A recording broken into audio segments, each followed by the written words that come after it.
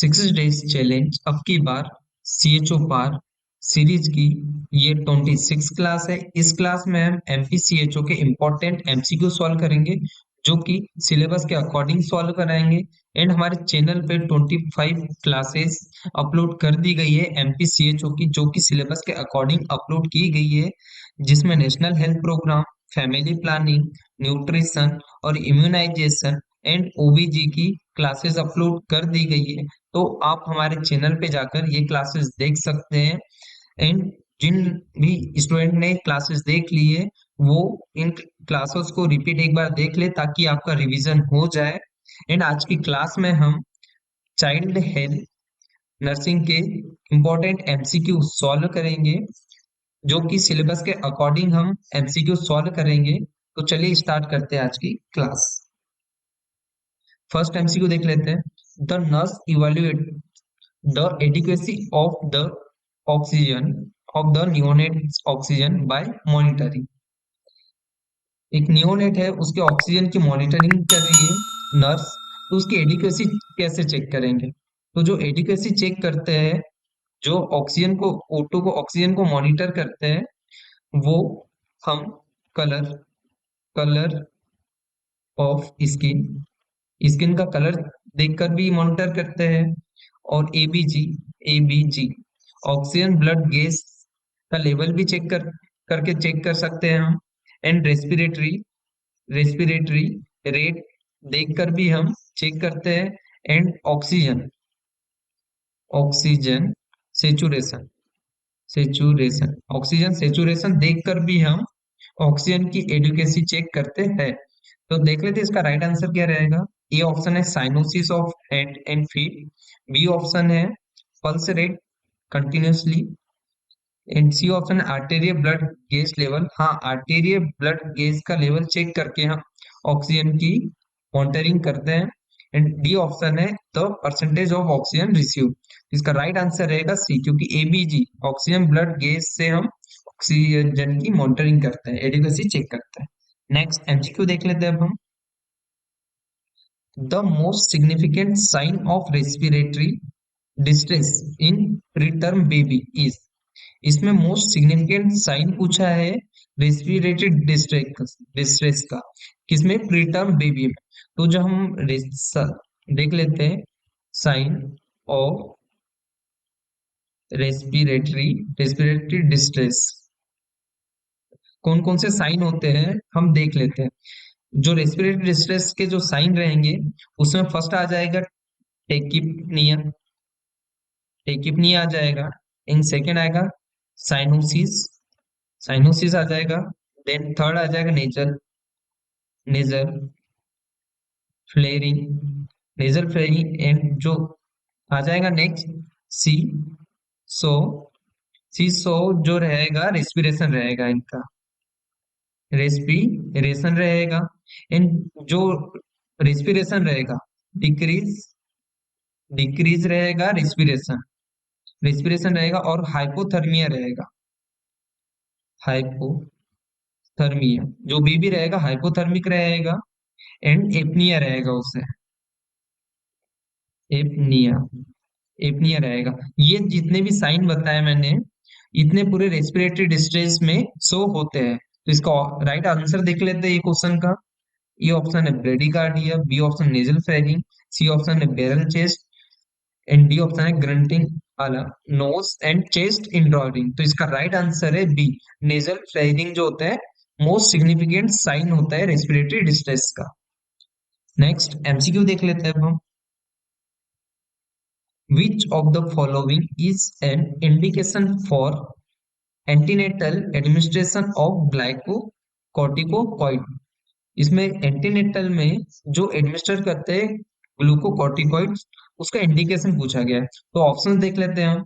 ये option antepartum haemorrhage में, B है पोस्टपार्टम हेमरेज, सी है प्रीटर्म लेबर, डी है प्री इक्लेम्सियम। तो इसका राइट आंसर रहेगा प्रीटर्म, सी ऑप्शन। जो प्री टर्म है ग्लूकोकॉर्टिकोइड एडमिनिस्टर करते हैं। इन जो प्री टर्म है, एक इंपॉर्टेंट आप नोट कर लीजिए, जो प्री टर्म लेबर में प्री टर्म जो लेबर होता है, प्री टर्म लेबर में एक इंजेक्शन है before before 34 week, before 34 week जो लेबर होता है उसमें स्टेरॉइड स्टेरॉइड एडमिनिस्टर करते हैं। कौन सा इंजेक्शन? डेक्सा मेथासोन। डेक्सा मेथासोन है, इसका इंजेक्शन लगाते हैं। ये क्यों लगाते हैं? ताकि improve improve lung lung maturity. जो प्री टर्म लेबर होता है बिफोर 30 वीक, उसमें एक स्टेरॉइड इंजेक्शन लगाते हैं जिसका नाम है इंजेक्शन डेक्सामेथासोन। ये इंप्रूव करता है लंग की मेच्योरिटी को। जो प्री टर्म बेबी रहता है उसकी लंग की मेच्योरिटी को इंप्रूव करता है। नेक्स्ट एमसीक्यू देख लेते हैं अब हम। Uh mother in preterm labour receive injection betamethasone 12 mg। The action of this drug is to. इसमें पूछा गया एक मदर है, उनका प्रीटर्म लेबर है, तो उसे इंजेक्शन बीटामेथासोन रिसीव हुआ है, तो उस ड्रग का एक्शन पूछा गया क्या है। तो ऑप्शंस देख लेते हैं हम। ए ऑप्शन है improve fetal wellbeing, B option है promote fetal lung maturity, C option है prevent infection, and D option है स्लो कॉन्ट्रैक्शन। तो इसका राइट आंसर है बी। ये प्रमोट करेगा फीटल लंग मेच्योरिटी के लिए, क्योंकि जो बीटा मेथासोन है ये भी एक प्रकार का स्टेरॉइड है। नेक्स्ट एमसीक्यू देख लेते हैं अब हम। Air bronchogram in X-ray is seen in case of. जो एक्सरे में एयर ब्रोंकोग्राम ग्राम सीन होते हैं वो किस डिसीज की वजह से शो होते हैं। तो ऑप्शन देख लेते हैं हम। A tuberculosis, B option respiratory distress syndrome, C option sepsis, D option है ब्रोंकियल अस्थमा की वजह से। तो इसका राइट आंसर है बी, रेस्पिरेटरी डिस्ट्रेस की सिंड्रोम की वजह से एक्सरे में एयर ब्रोंकोग्राम शो होते हैं। जो एयर ब्रोंकोग्राम होते हैं ये black black air field bronchi होते हैं जो कि एक्सरे में एक्सरे एक्सरे में शो होते हैं। एक्सरे में क्या होते हैं? शो होते हैं। जो आपको याद रखना है, यदि क्वेश्चन में पूछ ले कि एयर ब्रोंकोग्राम है वो एक्सरे में कैसे शो होते हैं, तो आपको आंसर देना है ब्लैक एयर फील्ड ब्रोंकाई होते हैं जो एक्सरे में शो होते हैं। नेक्स्ट एमसीक्यू देख लेते हैं। और newborn suffering by cyanosis, nurse will assess oxygen deficiency by which sign and symptoms. इसमें बोला गया है एक न्यूबॉर्न है वो सफर कर रहा है साइनोसिस से, nurse will assist oxygen deficiency के लिए कौन सा साइन एंड सिम्टम्स रहेगा इसमें पूछा गया। तो ऑप्शन देख लेते हैं। A option heart rate, B option colour of body, C option respiratory difficulty, and D option है ऑल ऑफ द। जो ऑक्सीजन जिन का असेसमेंट करते हैं, डेफिशिएंसी का असेसमेंट करते हैं, उसके लिए साइन हार्ट रेट भी रहता है, कलर ऑफ बॉडी ब्लूइश हो जाती है, एंड रेस्पिरेटरी डिफिकल्टी भी होती है। तो इसका राइट तीनों ही आंसर सही है, तो इसका राइट आंसर रहेगा डी, ऑल ऑफ दी एबो। एंड जो साइनोसिस वाली कंडीशन है इसमें स्किन ब्लूइश हो जाती है, स्किन का कलर है स्किन स्किन कलर का कलर है वो ब्लूइश हो जाता है। एंड जो इसमें lake of oxygen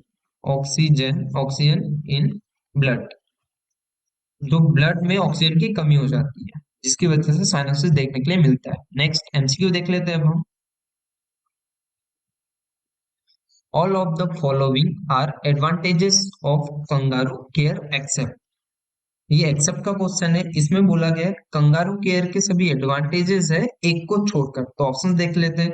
bonding between mother and child, ये भी राइट आंसर है क्योंकि एडवांटेजेस है, क्योंकि जो कंगारू मदर है वो बॉन्डिंग बढ़ाता है मदर और चाइल्ड में। एंड बी ऑप्शन क्या है? Adequate growth and development. हाँ, जो कंगारू मदर केयर है वो एडिक्वेट होता है ग्रोथ एंड डेवलपमेंट के लिए, बहुत जरूरी है। एंड सी ऑप्शन है increase pressure on mother and child. तो ये ऑप्शन गलत है, प्रेशर क्रिएट नहीं करता है। डी ऑप्शन है इंक्रीज्ड मिल्क सप्लाई, तो ये भी करता है, एडवांटेजेस है। तो राइट आंसर है इसका सी, क्योंकि ये जो बताया है increase pressure on mother and child, ये नहीं होता है। तो राइट आंसर इसका सी। एंड कंगारू मदर केयर से रिलेटेड कुछ इंपॉर्टेंट पॉइंट बता रहा हूं, उसे आप नोट कर लीजिए।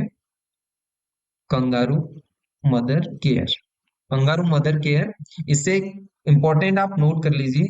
फर्स्ट पॉइंट है कंगारू मदर केयर है, इसमें स्किन टू स्किन कांटेक्ट देते हैं, कांटेक्ट देते हैं किसमें, मदर, मदर एंड क्या, चाइल्ड में, चाइल्ड में। कंगारू मदर केयर में स्किन टू स्किन कांटेक्ट देते हैं मदर और चाइल्ड में, जिससे उनकी बॉन्डिंग बढ़ती है। नेक्स्ट जो है कंगारू मदर केयर है, kangaroo mother care special special preterm रिटर्म and low low birth weight जो बेबीज होते हैं, बेबीज है उसमें देते हैं। और जो हाइपोथर्मिक बेबी है, हाइपोथर्मिक जो बेबी है उसमें देते हैं। एंड नेक्स्ट पॉइंट नोट कर लीजिए आप, ये इंप्रूव करता है ब्रेस्ट फीडिंग को, ब्रेस्ट फीडिंग को ब्रेस्ट फीडिंग को इंप्रूव करता है। एंड देन ये बॉन्डिंग बढ़ाता है मदर मदर और चाइल्ड में। एंड जो कंगारू मदर केयर है, कंगारू मदर केयर, ये जो फैमिली के ऑल मेंबर जो होते हैं, मेंबर, वो दे सकते हैं। और लेकिन एक वो है कि हाइजीन मेंटेन रहना चाहिए, बस हाइजीन मेंटेन रहना चाहिए। ये कंगारू मदर केयर जो है फैमिली के ऑल मेंबर दे सकते हैं, बस एक चीज रहना चाहिए कि उनकी सभी की हाइजीन मेंटेन रहना चाहिए। तो ये पॉइंट नोट कर लीजिए क्योंकि ये भी क्वेश्चन पूछते हैं कि कंगारू मदर केयर में कैसा कांटेक्ट रहता है। तो ऑप्शन देंगे स्किन टू स्किन कांटेक्ट, यदि ऑप्शन है तो आपको टिक करना है। और स्पेशल यदि कंगारू मदर केयर किससे प्रोवाइड करते हैं तो आपको बताना है प्रीटर्म बेबी हाइपोथर्मिक बेबी में प्रोवाइड करते हैं, and low birth weight baby में प्रोवाइड करते हैं। नेक्स्ट एमसीक्यू देख लेते हैं हम। For providing kangaroo mother care the minimum duration of contact should be at least. इसमें पूछा गया है कंगारू मदर केयर प्रोवाइड करते हैं उसका मिनिमम ड्यूरेशन पूछा गया है, कितना रहना चाहिए कॉन्टेक्ट का। जैसा बताया contact skin to skin contact रहता है, स्किन टू स्किन कांटेक्ट रहता है। तो देख लेते हैं इसका राइट आंसर क्या है। ए ऑप्शन है 30 मिनट, बी ऑप्शन है 2 minute, and B of 1 hour, and D option है 6 आवर्स। तो इसका राइट आंसर है 1 आवर। जो 1 आवर है उस उसमें हम मिनिमम टाइम रहना चाहिए कंगारू मदर केयर का।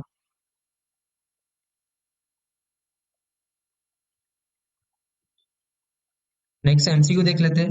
Body temperature in neonates is regulated mainly, जो नियोनेट में बॉडी टेम्परेचर रेगुलेट किससे होता है मेनली। तो ऑप्शन देख लेते हैं, स्वेटिंग से, B option brown adipose tissue से, सी ऑप्शन स्यूरिंग से, D option warm seeking behaviour से। तो इसका राइट आंसर है बी, ब्राउन एडिपोज टिश्यू है, इससे न्यूनेट का जो बॉडी टेम्परेचर है रेगुलेट होता है। तो राइट आंसर इसका बी। नेक्स्ट एमसीक्यू देख लेते हैं अब हम। Which of the following nursing diagnoses could be given priority in the care plan of newborn at 1 hour of age? एक न्यूबॉर्न है जिसकी 1 आवर ऑफ एज है, उसमें केयर प्रोवाइड करना है priority based nursing diagnosis, priority based care provide करना है, तो क्या रहेगा आपका। ऑप्शन देख लेते हैं। A option risk of infection, B option altered nutrition, and C option है ineffective thermoregulator, D option है इम्पेयर्ड स्किन इंटेग्रिटी। तो इसका राइट आंसर रहने वाला है सी, क्योंकि जो चाइल्ड है उनकी 1 आवर की एज है, उसमें इनइफेक्टिव थर्मो रेगुलेशन रहता है, तो आपको ये राइट आंसर देना है। नेक्स्ट एमसीक्यू देख लेते हैं हम। How many fontanelles are present in newborn. इसमें न्यूबॉर्न में कितने फोंटानिल्स प्रेजेंट होते हैं देख लेते हैं। जो फोंटानिल्स होते हैं, फर्स्ट ऑप्शन है 2, बी ऑप्शन है 3, सी ऑप्शन है 5 एंड डी ऑप्शन है 4। तो राइट आंसर रहेगा इसका ए, क्योंकि जो फोंटानिल्स होते हैं न्यूबॉर्न में दो होते हैं, एक anterior anterior and second posterior fontanelles होते हैं। ये दोनों ही फोंटानिल्स न्यूबॉर्न में प्रेजेंट होते हैं। नेक्स्ट एमसीक्यू देख लेते हैं अब हम। Normal shape of anterior fontanelle is. इसमें नॉर्मल शेप पूछा गया है, नॉर्मल फेस पूछा है एंटेरियर फोंटानिल का। ऑप्शंस देख लेते हैं। A option round, B option square, C option diamond and D option है ट्राइंगल। जो नॉर्मल शेप होता है एंटेरियर फोंटानिल का वो डायमंड शेप होता है, तो इसका राइट आंसर रहेगा सी। और जो एंटेरियर फोंटानिल्स होते हैं ये क्लोज हो जाते हैं 12 टू 18 मंथ पे क्लोज हो जाता है। यदि आपको क्वेश्चन पूछे कि इंटीरियर फोंटानिल कौन से मंथ में क्लोज हो जाते हैं, तो आपको राइट आंसर देना है 12 टू 18 मंथ। और यदि 12 टू 18 मंथ में क्लोज नहीं होते, आफ्टर 24 वीक में यदि कंप्लीट नहीं होते ये, तो ये डिजीज के फॉर्म में कन्वर्ट हो जाता है। नेक्स्ट एमसीक्यू देख लेते हैं अब हम। द इंटीरियर फोंटानिल ड्रैगमा is situated at the junction. जो एंटेरियर फोंटानिल है वो कौन से जंक्शन में सिचुएटेड रहते हैं, तो ऑप्शंस देख लेते हैं। ए ऑप्शन है sagittal, coronal and frontal sutures, B option है sagittal and lambdoidal and sutures and C option है coronal and frontal sutures, D option sagittal and frontal sutures. जो एंटेरियर फोंटानिल्स है वो सिचुएटेड होते हैं sagittal, coronal and frontal sutures में situated होता है, तो राइट आंसर इसका रहेगा बी। नेक्स्ट एमसीक्यू देख लेते हैं अब हम। The meeting point between coronal coronal and sagittal sutures is known as. जो कोरोनल और जो सजाइटल सूचर का जो मीटिंग पॉइंट है उसे क्या कहते हैं, इसमें पूछा गया है। तो ऑप्शन देख लेते हैं। ए ऑप्शन है लैम्डा, बी ऑप्शन है parietal eminence and C option है occipital eminence and D option है ब्रैग्मा। तो उसे हम ब्रैग्मा कहते हैं। जो मीटिंग पॉइंट रहता है कोरोनल और सजाइटल सूचर का उसे ब्रैग्मा कहा जाता है, तो इसका राइट आंसर रहेगा डी। नेक्स्ट एमसीक्यू देख लेते हैं अब हम। The process of breast feeding is known as. जो ब्रेस्ट फीडिंग की प्रोसेस है उसे क्या कहते हैं, तो ऑप्शन देख लेते हैं हम। A option lactation, B option sucking and C option है नेस्टिंग एंड डी ऑप्शन है बॉटल फीडिंग। तो इसका राइट आंसर रहेगा लैक्टेशन। लैक्टेशन रहेगा इसका राइट आंसर। जो और जो ब्रेस्ट फीडिंग है स्टार्ट कब करना रहता है, स्टार्ट करते हैं विथ इन 30 टू 1 आवर के अंदर। 30 to 30 minute 30 minute to 1 hour के अंदर में स्टार्ट करना रहता है breast feeding after delivery. Next MCQ देख लेते हैं अब हम। Which drug used to inhibit milk secretion after delivery. Delivery के बाद में कौन सी ऐसी ड्रग है जो मिल्क के सिक्रेशन को इनहिबिट करती है और मतलब रोकती है, तो ऑप्शन देख लेते हैं। ए ऑप्शन है प्रोजेस्ट एक्सट्रोजन एंड प्रोजेस्टेरोन, बी ऑप्शन है टेस्टोस्टेरोन एंड सी ऑप्शन है ब्रोमोक्रिप्टिन एंड डी ऑप्शन है ऑल ऑफ एबो। तो इसका राइट आंसर है सी। जो ब्रोमोक्रिप्टिन ड्रग है ये जो मिल्क के सिक्रेशन को इनिबिट करती है। तो यदि आपको क्वेश्चन पूछ ले कि कौन सी ऐसी ड्रग है जो मिल्क के सिक्रेशन को इनिबिट करती है, तो आपको ऑप्शन देगा ब्रोमोक्रिप्टिन। नेक्स्ट एमसीक्यू देख लेते हैं अब हम। Initiation of milk secretion is promoted by.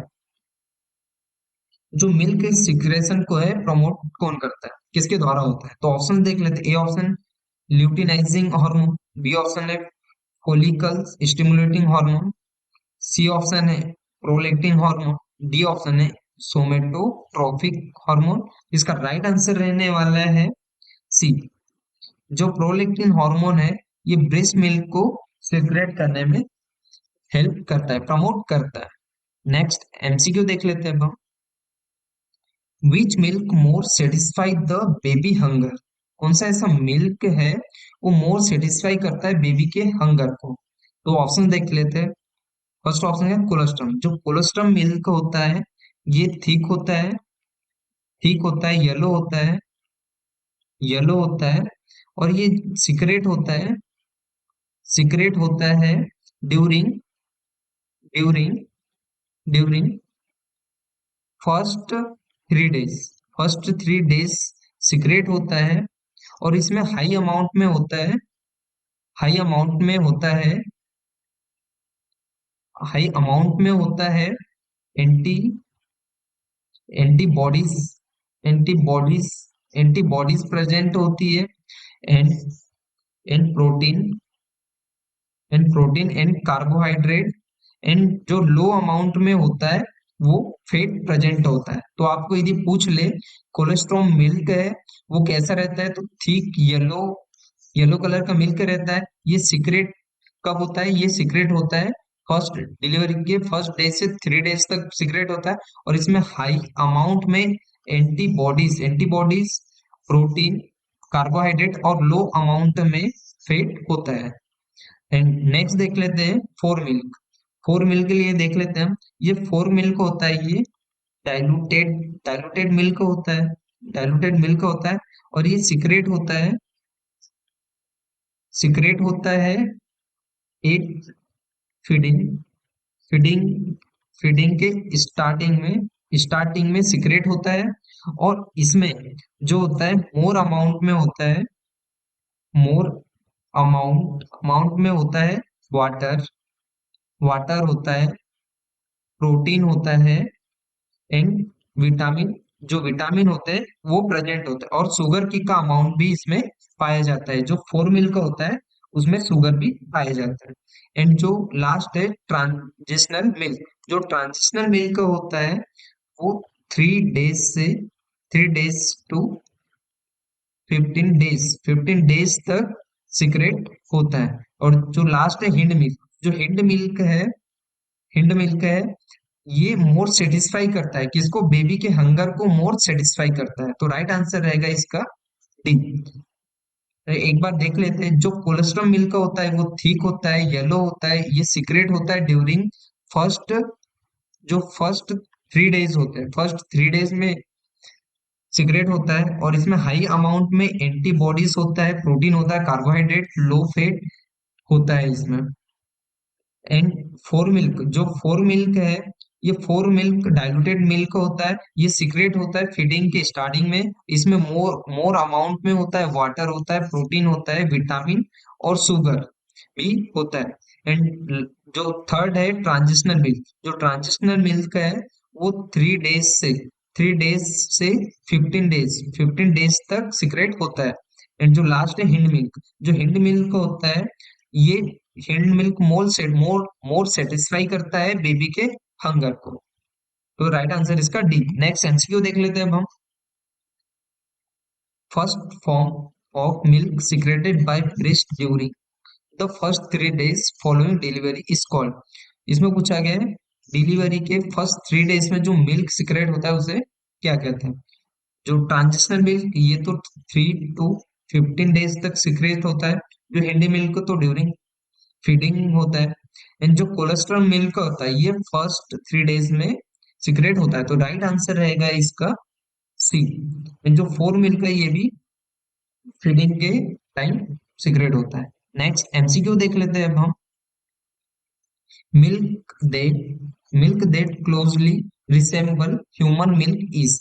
इसमें पूछा गया है कौन सा ऐसा मिल्क है जो क्लोजली ह्यूमन मिल्क से रिसेम्बल है, जिससे मिलता जुलता है। तो ऑप्शन देख लेते हैं। ए ऑप्शन है गोट मिल्क, बी ऑप्शन है काउ मिल्क, सी ऑप्शन है बफेलो मिल्क, डी ऑप्शन है केमल मिल्क। तो इसका राइट आंसर है बी। जो काउ मिल्क है वो मिलता जुलता होता है ह्यूमन मिल्क से। नेक्स्ट एमसीक्यू देख लेते हैं अब हम। Which of the following is significantly different between human and cow milk, इसमें पूछा गया ह्यूमन और काउ मिल्क में डिफरेंट क्या है सिग्निफिकेंटली। तो ऑप्शन देख लेते हैं। ए ऑप्शन है protein and fat, B option है protein and sugar, C option है protein and lactose, D option है मिनरल। तो इसका राइट आंसर है सी। जो प्रोटीन लैक्टोज है वो डिफरेंट होते हैं ह्यूमन एंड काउ मिल्क में। तो फर्स्ट देख लेते हैं हम। जो लैक्टोज है, जो लैक्टोज है वो काऊ में 4.5 ग्राम पर डीएल होता है। एंड यदि आपको ह्यूमन मिल्क में बोले तो आपको 7.5 ग्राम पर डीएल होता है। एंड यदि आपको प्रोटीन के बारे में पूछ ले, प्रोटीन, तो प्रोटीन का आपको बताना है काऊ में, काऊ में बताना है आपको 3.4 ग्राम पर डीएल। एंड यदि आपको ह्यूमन में पूछे ह्यूमन में पूछे तो आपको आंसर देना 1.2 ग्राम पर डीएल आपको बताना है। नेक्स्ट देख लेते हैं अब हम MCQ. In 100 ml of human milk how much protein is present. 100 ml human milk में कितना प्रोटीन प्रेजेंट होता है। तो हमने अभी लास्ट एमसीक्यू में पढ़ा कितना 1.2 ग्राम होता है। तो ऑप्शन देख लेते, ए ऑप्शन है 1.2 ग्राम, तो राइट आंसर इसका ए 1.2 ग्राम, बाकी ऑप्शन गलत है। नेक्स्ट एमसीक्यू देख लेते हैं अब हम। The immunoglobulins found in the mother's breast milk is. जो मदर के ब्रेस्ट मिल्क में कौन सा इम्यूनोग्लोबिन रहता है, फाउंड होता है। तो ऑप्शन देख लेते, A option IgA, B option IgM, C option IgB, D option IgE. तो इसका राइट आंसर है आईजीए। जो आईजीए रहता है वो इम्यूनोग्लोबिन ब्रेस्ट मिल्क में प्रेजेंट होता है। नेक्स्ट एमसीक्यू देख लेते हैं अब हम। Cow's milk contain which of the of this in lesser amount than breast milk। कौन सा ऐसा कंटेन है वो काउ मिल्क में कम है और ब्रेस्ट मिल्क में मोर अमाउंट में है। तो देख लेते हैं हम कौन सा है। ये ऑप्शन है fat, B option iron, C option है सोडियम, डी ऑप्शन है कैल्शियम। तो इसका राइट आंसर रहेगा आयरन। जो कि आयरन है ब्रेस्ट मिल्क में मोर अमाउंट में पाया जाता है, ज्यादा अमाउंट में पाया जाता है, काउ मिल्क में कम। तो देख लेते हैं हम आयरन के बारे में। जो आयरन है, option iron in breast breast milk, जो आयरन होता है ब्रेस्ट मिल्क में 0.4 to 1.5 mg पर लीटर होता है। एंड जो iron iron in cow milk में पूछा है आपको, काउ मिल्क तो आपको आंसर देना है 0.3 to 0.5 mg/dl। तो जो ब्रेस्ट मिल्क में जो आयरन होता है 3.4 to 1.5 mg/dl होता है। एंड जो आयरन है काउ में 0.3 होता है, जो कि ब्रेस्ट मिल्क से कम है। 0.3 to 0.5 होता है, जो कि ब्रेस्ट मिल्क से कम है। एंड यदि आपको कैल्शियम पूछ ले, जो कैल्शियम पूछ ले, calcium calcium in calcium in cow milk, cow milk में यदि आपको कैल्शियम पूछ ले तो आपको 1200 mg बताना है। यदि mg/dl में पूछे तो 120 mg/dl बताना है, यदि mg/dl में पूछे। और यदि ग्राम में पूछे तो 1.2 ग्राम बताना है।